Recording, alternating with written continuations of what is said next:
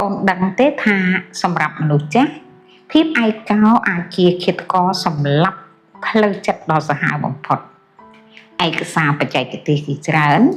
បានបញ្ជាក់ថាភាពឯកោធ្វើឲ្យសុខភាពរបស់មនុស្សចុះទ្រុឌទ្រោមនិងបាត់បង់កម្លាំងចិត្តនៅក្នុងជីវិតក្នុងនាមជាកូនចៅយើងមានតួនាទីថែធួនអ្នកមានគុណកុំបណ្ដោយឲ្យលោកអ្នក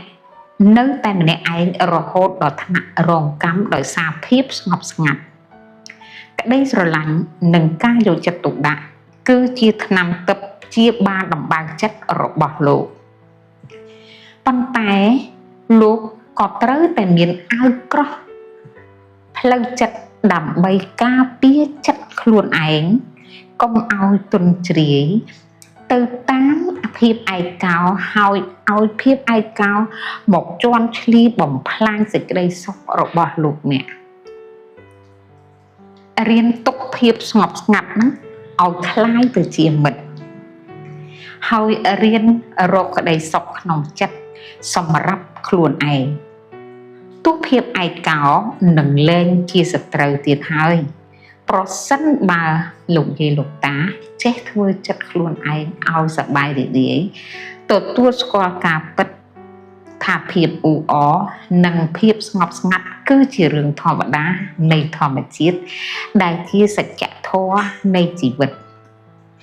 កូនចៅផ្ដល់ភាពកក់ក្ដៅហើយលោកយាយលោកតាក៏ត្រូវតែចេះសាងក្តីសុខសម្រាប់ខ្លួនឯងនៅក្នុងស្ថានភាពស្ងប់ស្ងាត់នេះហើយគឺជាសិល្បៈនៃជីវិតចុងក្រោយដ៏មានន័យរបស់លោកតាលោកយាយការដែលកូនចៅមកនៅក្បែរវាគឺជាអាហារបំពន់ប៉ុន្តែការដែលលោកយាយលោកតារស់នៅម្នាក់ឯងដោយភាពរីករាយវាគឺជាកម្លាំងធាតុនៅក្នុងខ្លួនលោកតាលោកយាយដ៏មហិមាចាវាអាចជួយព្យាបាលផ្លូវចិត្តហើយលោកទាំងពីរក៏ត្រូវតែធ្វើឲ្យជីវិតចុងក្រោយមានន័យគ្រប់គ្រាន់ក្នុងពេលដែលលោកយាយលោកតានៅមានជីវិតនៅឡើយកូនចៅត្រូវតែដឹងកុំទុកលោកអ្នកមានគុណឲ្យនៅឯកោថែទាំផ្លូវចិត្តរបស់លោកដើម្បីភាពរឹងមាំ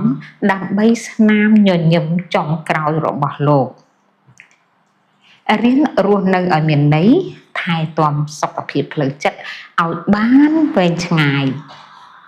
ប្រសិនបើលោកអ្នករវល់ជាមួយការងារឬនៅឆ្ងាយពីពួកគាត់លោកអ្នកចង់ធានាថាឲ្យអ្នកមានគុណនឹងទទួលបាននៅសេចក្តីសុខផ្លូវកាយផ្លូវចិត្តរកសេវារបស់ខែយូសេវារបស់ខែយូនឹងផ្ដល់កម្លាំងចិត្តយល់ពីជំរឿចិត្តរបស់លោកអ្នកមានគុណហើយបណ្ដេញភាពឯកោដែលធ្លាប់តែមកជន់ឈ្លីលោកអ្នកមានគុណឲ្យឆ្ងាយហើយរស់នៅជាមួយនឹងស្នាមញញឹមប្រកបដោយសេចក្តីសុខនិងមានគុណភាពជីវិត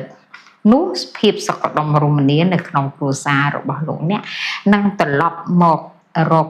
ភាពសប្បាយរីករាយសារជាថ្មីម្ដងទៀតនៅខែយូមិនត្រឹមតែថែទាំសុខភាពរាងកាយប៉ុណ្ណោះទេយើងក៏មានបុគ្គលិកសំខា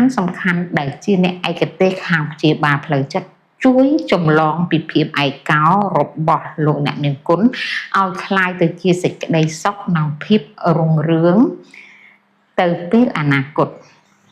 សូមទំនាក់ទំនងតាមរយៈលេខទូរស័ព្ទ081 648 650 ឬ www.kayucambodia.com សូមអរគុណសូមជម្រាបលា